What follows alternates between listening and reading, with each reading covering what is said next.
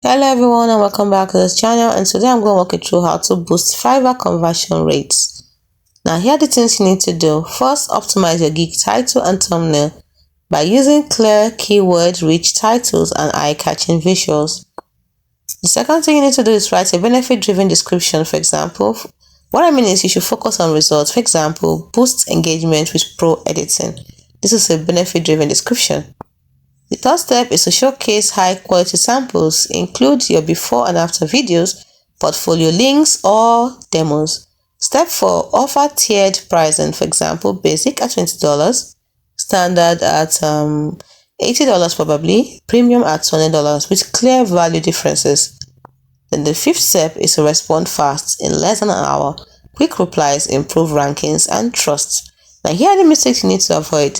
Slow responses because delays hot conversions. Use Fiverr mobile app for quick replies. Second mistake to avoid is overpricing too soon. Always start competitive, then raise rates after reviews. Third step is not having a frequently asked questions section. This is a mistake people make. Always answer common questions upfront to reduce buyer hesitation. And lastly, ignoring reviews is another mistake.